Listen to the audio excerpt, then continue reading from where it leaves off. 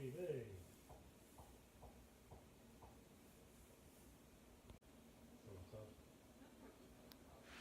Them big scary eyes, and skinny limbs. Oh no? No? Yeah? You don't like Yahtzee's dog?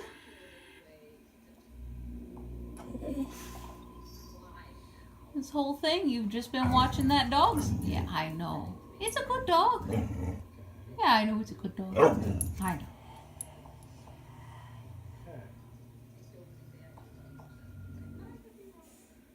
That's Zero Punctuation's dog.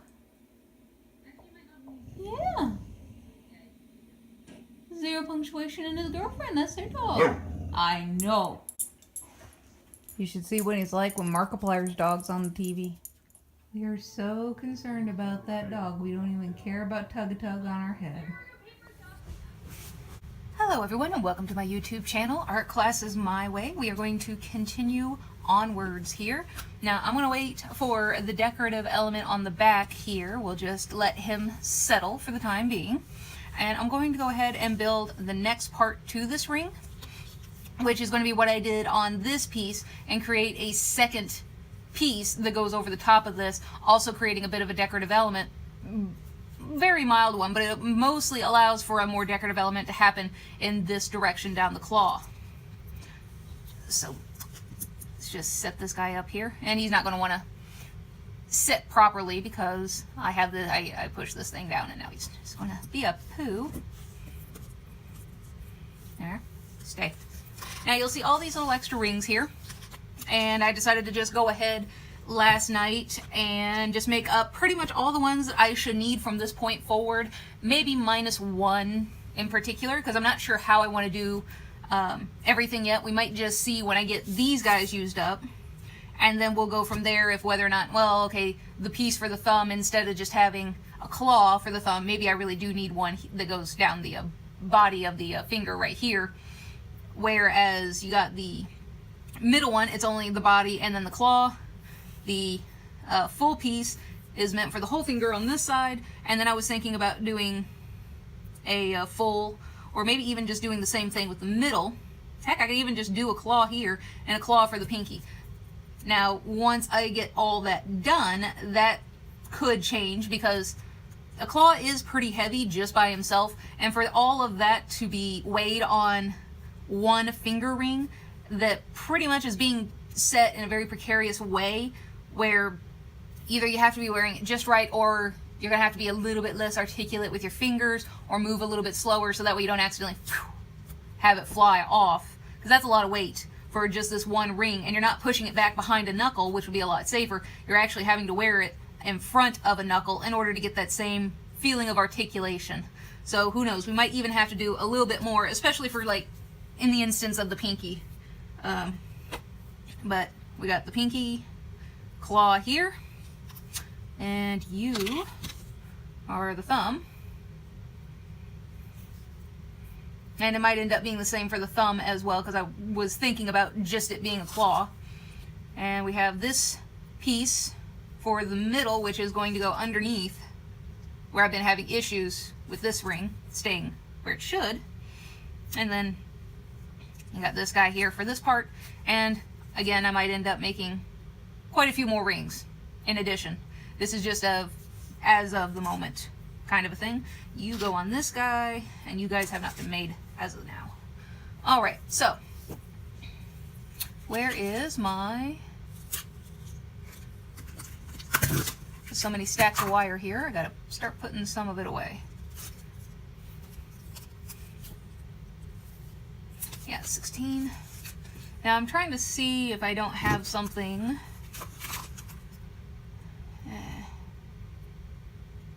It doesn't look like I have any 18 here with me at this moment in time. So we'll just stick with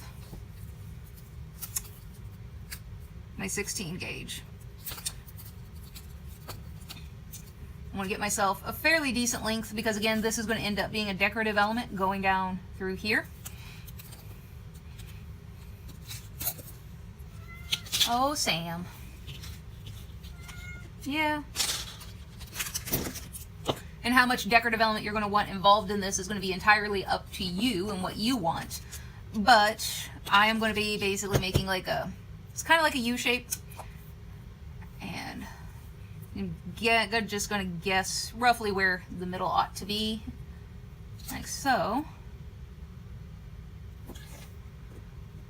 Give myself a little bit extra. Right about there. Now these little pieces are going to end up, these little kind of like rabbit ears, they're going to end up wrapping around behind the ring. So I'm not too concerned about it being 100% even. I'm just very carefully starting to smash this together. I don't want it to touch. I am going to do a weave in between, but we do want them a whole lot closer together. And you want to move fairly slowly when you're doing this so that way you don't accidentally spin the piece.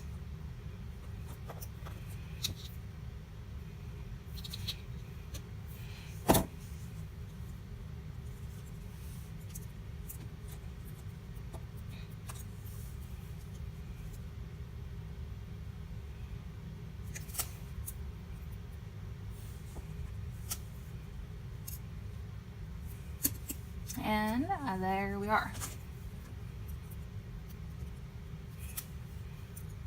And if you watch the silent version of what I had made when I made basically this part of this ring, this is the part that ended up making it look like a little spider or a little water bug.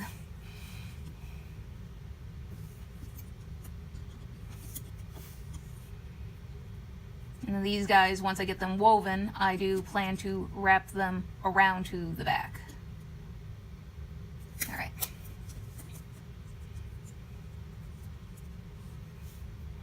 And there's no real, like, you can attach this into the ring whenever you want. I'm just going to wait what it amounts to. And I'm going to use black because I've been using a brass coated copper wire this whole time, and to get a little bit of contrast but still keep the darkness feeling of an H.R. Geiger piece, which is where my inspiration kind of came from this. My husband and I watched the entire Alien trilogy and then some. And by that I mean anything after the first three, which would include Alien versus Predator. You talk about a waste.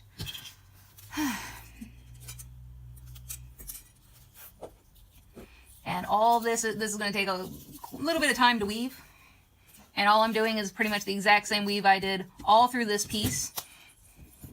And it's going to be a wrap around, come around the back, wrap around, come around the front, wrap around, whoops, if you don't get tangled, wrap around to the back, and wrap around, go through the front, to the other side, wrap around. And because this is a much thinner, smaller wire that I am using, this is a 30 gauge wire. With this 16, I'm not going to have nearly as many problems as I did with the brass coated copper wire, where it's a thicker wire and it's a very sturdy wire in comparison to the 16. They're very close in gauge. I mean, they're not like so close that you would have a hard time, or that it's not going to look aesthetically pleasing, but the strength it takes to wrap the this guy, the copper coat, or the brass coated copper wire around, is very close to the strength you need to be able to shape the 16. So that's just where that all is coming from. Let's see, wrap around. And this part's going to be pretty darn boring, so I am just going to go ahead and continue. Once I get up here, then I will more than likely give myself an extremely long tail, and I mean extremely long, and then I'm going to start weaving another separate wire up this way on the spool, and from there I'm going to be adding in another wire, and then we'll come back from there. So yeah, I guess I'll just use my time machine, and I'll see you guys in a few.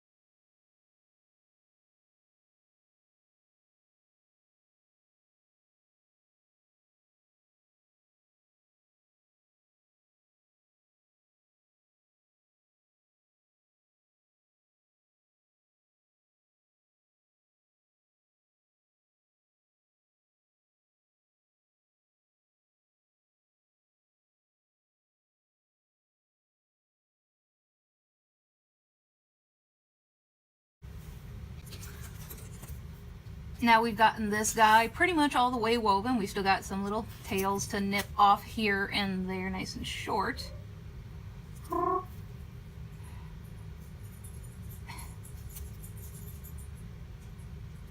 One kid talks to me, the other kid comes in a running.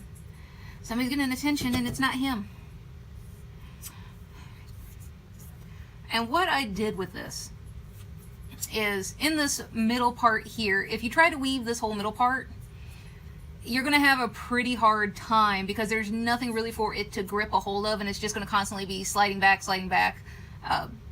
and filling this in. It gets rather difficult. So what you might have seen me do was I went ahead and filled it in loosely, wrapped these wires around to the middle so that way they nice and even amount on both sides. And then I started again. Now that goes ahead and puts, it kind of gives it the wire something to grip a hold of. It allows it to slip in between the pieces that I'd already put down, and then allow it to be able to continue to climb upwards just a little bit more than it otherwise would have been able to. From here, and this is another piece of wire, you can let it be about as long as you want. I'm going to choose something other than 16 gauge because this wire is going to be bent a lot, it's going to be moved a lot, it's going to be a decorative element. We're just going to sew it into these two tongs here. So I'm going to go ahead and go with 20 so that way I get some, size varieties, some different textures going on. And depending on how long you want this, how much decorative you want, depends on how long you want this. If you want a lot of decorative, then you're going to want a nice long piece of wire. If you're going to want just a little, you're not probably going to want very much, if any at all. These two wires might be the only decorative part you want. It's going to make it a little harder to make this look a little more appealing. You will have to squeeze these two together and try to go ahead and weave this. Now, when I made this ring, I did not worry so much about getting this hole filled in, because that's where the eyeball was going to go on top of anyway. And I'm still trying to debate if I want to put another eyeball on this. I was thinking about just putting 3 eyeballs on the overall piece. And the other eyeball, where this guy, you're going to have the 2 eyeballs here, I wanted to put a big orange eyeball, which is one of the ones that come in the pack here. I do have a blue one still left, but I was planning on putting that like somewhere in here when I did the bracelet part, the wraparound bracelet part, which would have, be something just kind of fun. I also plan to get chain involved in this as well, just to continue with the aesthetic look, but I thought that would look nice there. I don't want hundreds and hundreds of eyeballs all over this thing. That's just getting out of hand at that point. But we'll see how I can make this possibly even look. Maybe I can go through all my beads and stuff and see if I can't find something else to go in there. We could even do possibly even an insect. I do have some metal insect pieces that could be fun. But as far as this goes, I don't need a whole lot because I want it to feel like it belongs in with this. So you don't want it to be more decorative than any part on here. If anything, it could probably even go slightly less decorative. But you do kind of want to keep it relatively the same. So what I'm going to do with this guy is first grab my hoop and just go ahead and get a nice, there we go. And then I can open it up a little more, spread it apart, and get this to go down in here, like so. And we can go ahead and continue with all of our wire and work it in, and because we do have gaps in this wire that's gone down these kind of like star-shaped arms, we could even use these wires as a base wire and go in and out of. So that's going to involve a lot of sewing. And I pretty much want to keep the same pattern going. So it's going to be around and around, and then along in the front, around, along in the back, around, along in the front, around, and so on. Not too much anything different. We're just adding this guy in there, trying to hold him in place. He is going to move around on us a little bit till we get him all nice and snug in there where he is supposed to be and wanted.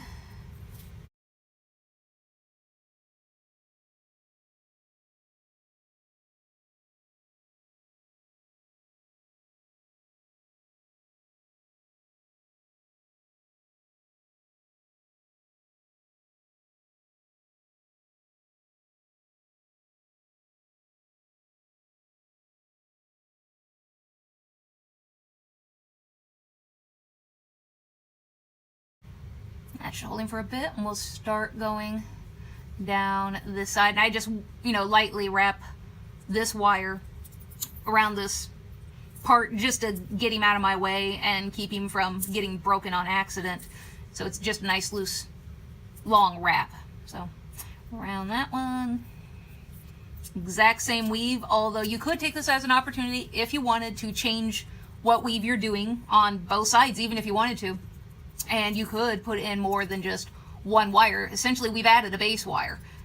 And you could go ahead and put in a third one, a fourth one. You could put in as many as you want. It's your project and what you envision. I do recommend just probably keep an eye out for how far you end up going.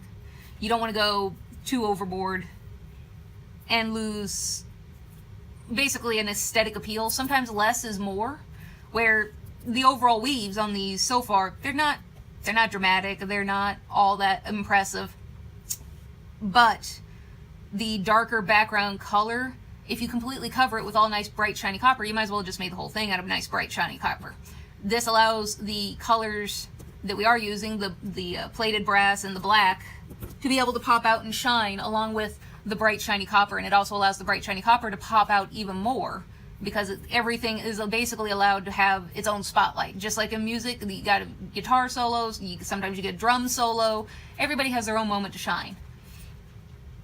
And you don't necessarily always want too much going on, but if you're going for just an aesthetic, just for a textural reason that you're adding in a whole bunch of wires, and heck, you could even end them behind where nobody can see them end, as long as you do them nicely. I don't trust that cat. In them nice and neatly in the back, and you just want it to get like a 5 weave texture, and obviously it would be very hard to get a 5 weave texture with just 2 wires. I'm all for that. That's good planning on your part if that's what you're wanting to go for. But if you're going to do it all Cthulhu covered in arms all over the place and just go way too overboard, then sometimes your work ends up looking like you've just gone overboard and you just don't know when to stop. I know when to stop when a piece is done. I don't know when to stop on a project. For instance, my projects just keep spiraling out of control, like this was just supposed to be a one of, and now I've decided to make a whole hand. So a little bit of a difference. And while I have you guys, if you feel like it, and if you would ever want to, I do have a Patreon set up. I spent quite a bit of time setting it up. YouTube has started flagging my videos as being unsuitable for ad sponsorship, which I find slightly hilarious and yet slightly frightening at the same time. I'm just starting out, and already my stuff is starting to feel the adpocalypse. Actually, I started feeling adpocalypse when it started. When it started, I almost made $50 the whole lifespan of this, and it's slowed down to an absolute trickle at this point.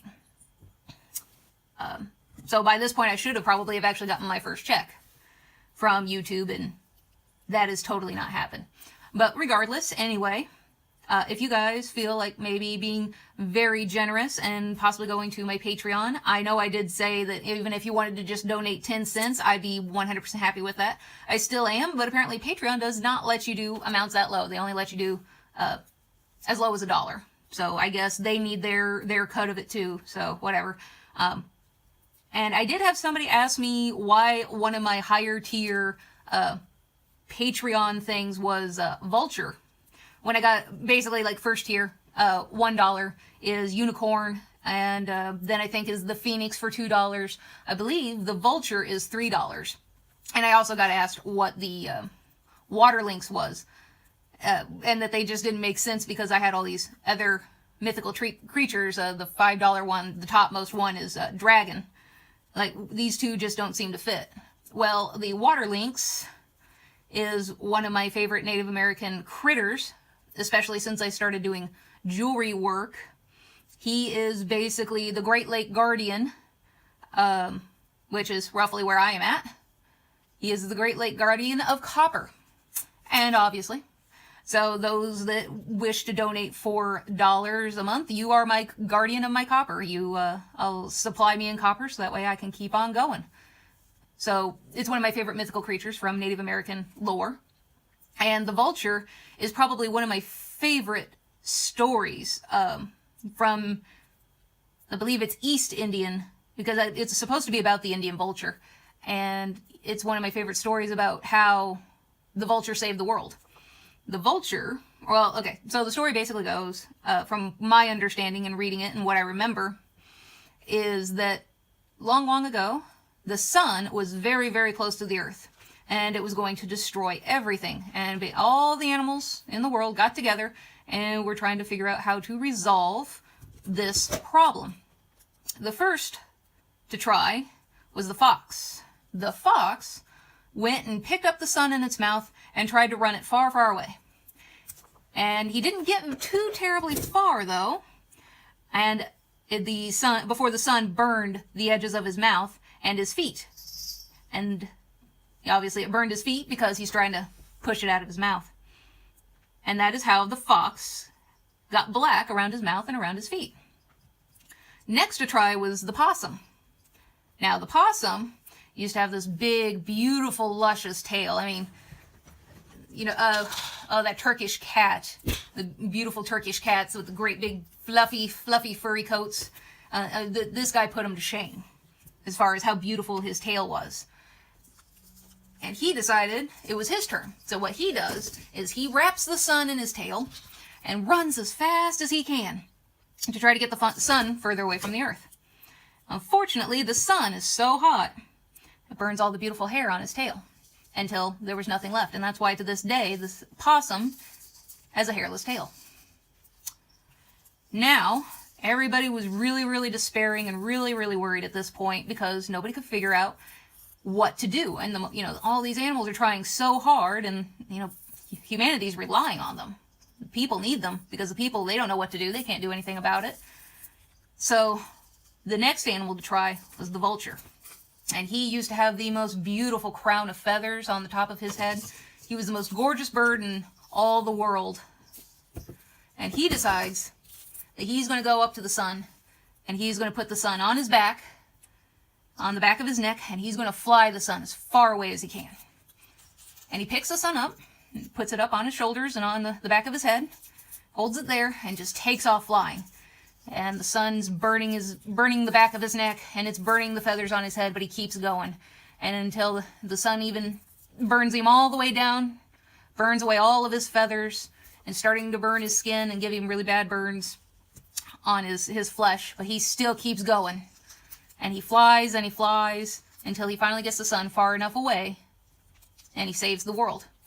But unfortunately, by saving the world, he has burned away all the beautiful feathers that he used to have on the back of his neck and on his head. And that's why the vulture has an ugly head. So the next time you see a vulture and you think, oh, dirty, filthy animals, one, that's not necessarily true. Vultures and buzzards know exactly what they are. They know what they eat is bad, and there are a lot of bad things on it. That's why they're constantly sunning themselves, and they're some of the cleanest birds out there because they know what they do. And they know what they can get from that kind of stuff, and they know all the diseases and all the bugs and parasites and things, so they're constantly keeping themselves clean and groomed for that very reason. But also, the next time you think about a buzzard, and you see a buzzard, and you're like, oh, what an ugly bird. You just remember what he sacrificed to save humanity. So that's why he's on there. And it's definitely one of my favorite stories from when I was a kid. I love that story so much because it taught me that it doesn't matter. Sometimes it doesn't matter what something looks like. Sometimes you really it matters what's inside, the heart. He was beautiful and he was gorgeous, but what does it matter when the rest of the world needs him? So he sacrificed all of his beauty to make sure that the rest of the world was safe. So that's one of my favorite stories. And that's why the buzzard is basically my third tier on my Patreon, because he's an amazing bird. And there are cultures out there that, give him respect. And I feel that it is important to respect all animals of all kinds, even the vultures, and especially those adorable fox bats. Oh my God, they are so cute. And most people think, oh, filthy, dirty bats. Ugh. Doesn't matter what kind of bat it is. Like anytime I go and watch baby bat videos on YouTube, most people who end up clicking on those videos think it was a puppy or a dog to begin with, and then when they see that it is actually a bat, all of a sudden it's not cute anymore. It's like, well, it didn't change. It's still adorable. Little foxy faces. Still cute. So yeah. rant over with, I suppose. Bore you guys enough. But feel free to let me know what you think about those stories, and if you guys have your own favorite little fable like that or story that you know of, feel free to tell me about it. I love those kind of stories. You know, always leave it in the comments section. Maybe we could even have a storytelling thing on this channel while I'm weaving, so that way you don't have so many big segments of absolutely nothing while I'm weaving.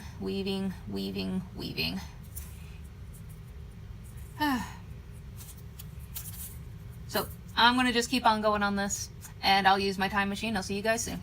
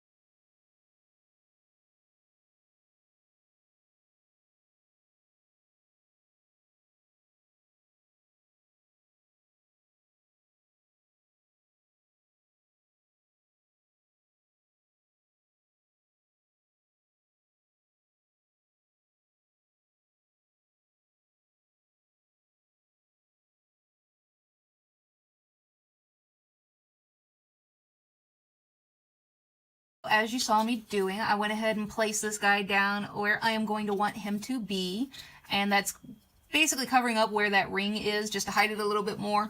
And then I wrapped him around. Be sure to keep, however you want to do it, you can always just take this guy off if you want, and start wrapping this guy around, but make sure you hold him in place or he's going to slip and slide around on you. And now that I've got this pretty much where I want to start going with it, now this is why we kind of went into having two different wires here. Making sure he is in the proper place, and I'm going to make sure this is nice and snug. It looks like I'm going to have to do a little bit more wire wrapping. They didn't quite meet, and I only need one of these to meet right in here in this crossover. And I'm going to go ahead and wire wrap it up just a little bit further to about here, and then I'm going to take it and sew it to the spine here. Both of these together are going to get sewn to the spine with this black wire, and the spine will be very hard to see, this wire, and I'm not going to sew it down a whole lot. I'll probably just go 3 times around, and that'll at least tack it down until we get to the point where we can give it a more finished, polished look. And then from there, what I'm going to do is I'm going to take the other black wire, I'm going to go in the opposite direction, and I'm going to come here, and I'm going to go ahead and take this copper wire, this bare copper wire here, and I'm going to sew him down a little bit, 1 to the spine, and 2, I'm going to go ahead and use up the rest of this wire to cover this black. So I'm going to go ahead and do that, and see you guys.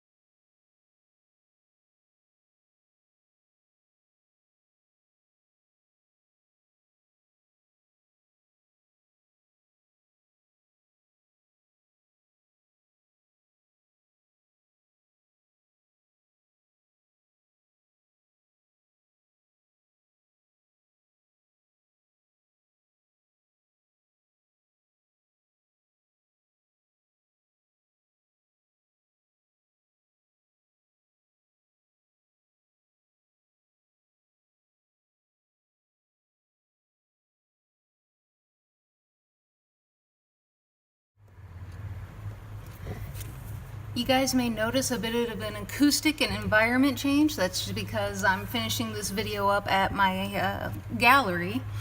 So now pretty much the last bit to finish this video up is we're going to go ahead and attach this guy into the back part of the ring here. I want to make sure he's placed pretty much where I want him, and if you've designed a front or a back to this hoop in the ring, then you're going to want it to face in the correct direction. And pretty much what I found out in designing this ring over this one originally just started out as a ring by itself, and then it just kept evolving from there and turning it into a segmented ring or a whole finger ring, claw, what have you, whatever you want to call them, and then adding those things on as I went. This ring was a little different. What I had wanted to do was this whole piece to just kind of just hold onto the, since this is made for my middle finger, I wanted it to basically hold on, you know, right in here by itself without needing any ring.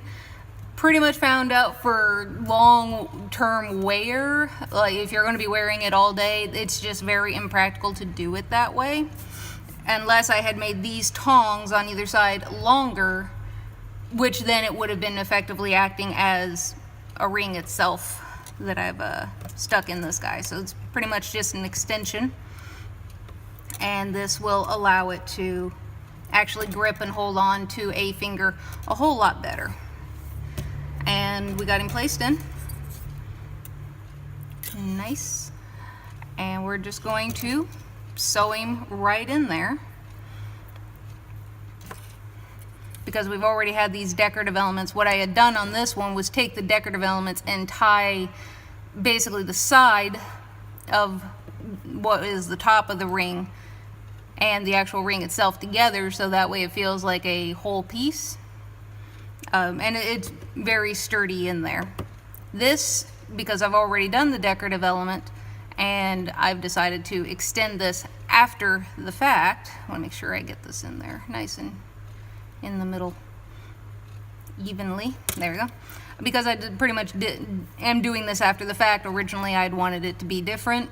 Found out that my idea just wasn't going to work. So I'm going to have to just sew him in there. And it doesn't look bad the way it is. It still feels like there's a design and overall quality to it. So we're just going to very simply sew this in. And again, if you don't want to work on this as one whole piece, you can always just take it apart or leave it together, what have you. I just have it together so that way as I do things can't change to the point that they cannot, or that the ring will have to be reshaped because it no longer functions and it no longer bends. So I'm just going to go up through here, and by using this black wire, it blends in very nicely with all of this brass coated wire. And we'll just do this super nice and super neat and tight on top of that. We don't want to have any actual wiggle room going on with this. There's my tail.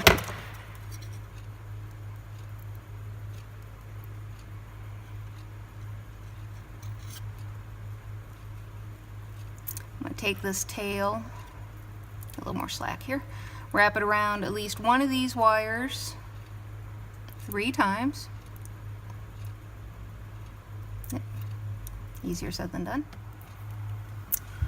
Now that that has been tacked down, I went around 3 times, but I made sure, very particular, that the black wire is all either laying in a groove that's already been made by the previous pattern underneath, or that it's laying beside each other. You don't want it to start mounding up at this point. If it starts mounding up, then it's not going to feel comfortable when an individual wears it, be it yourself or your customers. At this point, I'm going to start going in one direction and just kind of slowly working my way down towards the sides of the ring while trying to keep this wire nice and whole. Because the fewer wires you use, the more stable the overall piece does tend to be.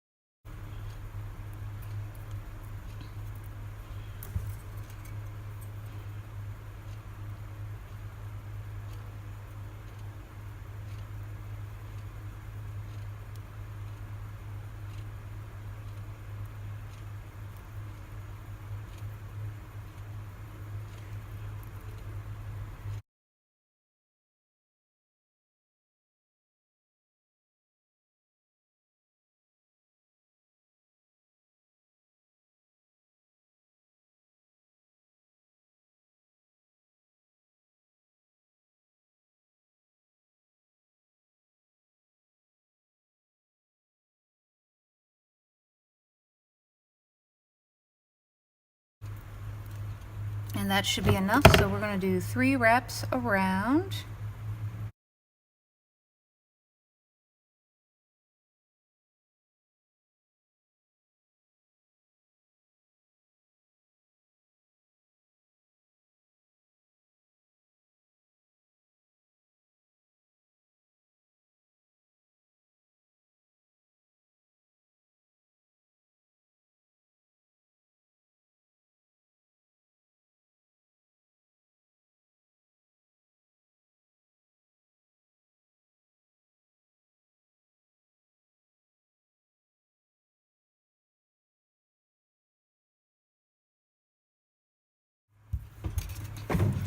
Got this guy sewn on. So what I did for the last bit of sewing was just wrap or put the cord through here, wrap him around 3 times, and then I just went ahead and continued onward because he'd already been tacked down right here. And if you can slide it on without moving any of, since they're 2 different pieces, without moving any of your parts, then you are in real good shape. Might be still yet some resizing involved, but of course it's hard to use with these flails on the end here. But overall, that's working out pretty nicely.